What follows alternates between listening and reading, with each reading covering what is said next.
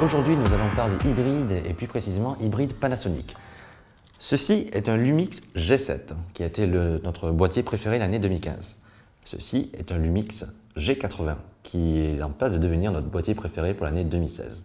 Donc, outre le design très similaire, énormément d'autres choses sont restées, la capacité à filmer en 4K, la capacité à prendre des photos 4K, le capteur de 16 millions de pixels, l'écran orientable et tactile, le viseur électronique qui marche toujours aussi bien. Néanmoins, il ne faudrait pas croire qu'il s'agit juste d'une simple évolution. Le G80 apporte un lot de retouches et d'apports technologiques qui sont très importants.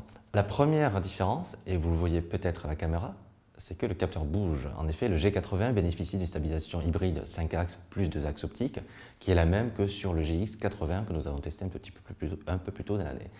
La deuxième chose, et qui est très importante, c'est que Panasonic a développé un nouvel algorithme qui permet de mettre fin au problème des hybrides depuis 5 ans, qui est l'autonomie.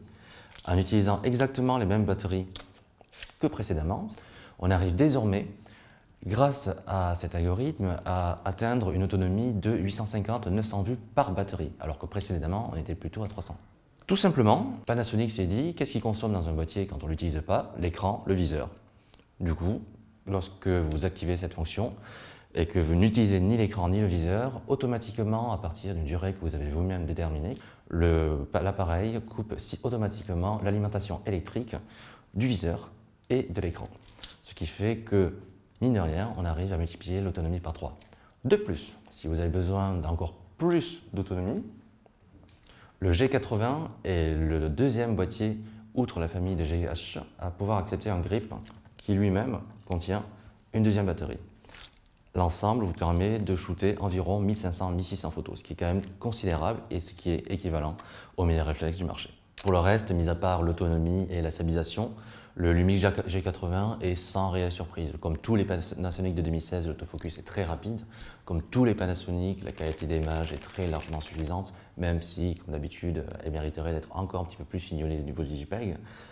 Au niveau des connectiques, on est classique avec du HDMI, de l'USB. Il y a une prise micro, une prise télécommande, mais il n'y a pas de prise casque. Et puisqu'on peut désormais utiliser un grip, la trappe SD est passée sur le côté. Et ça, c'est quand même vachement intéressant. Et cerise sur le gâteau, le boîtier en plus est tropicalisé. David me posait la question, qu'est-ce que je préfère entre un GX80 et un G80, sachant que les deux boîtiers sont technologiquement très proches. À titre personnel, parce que je préfère les petits boîtiers, j'aurais tendance à plutôt me tourner vers le GX80 qui tient vraiment dans la poche et qui fait exactement les mêmes photos, qui a exactement la même capacité vidéo, qui a exactement la même réactivité. Néanmoins, d'un point de vue pratique, le G80, grâce à l'autonomie augmentée, fait prendre un tournant décisif aux hybrides.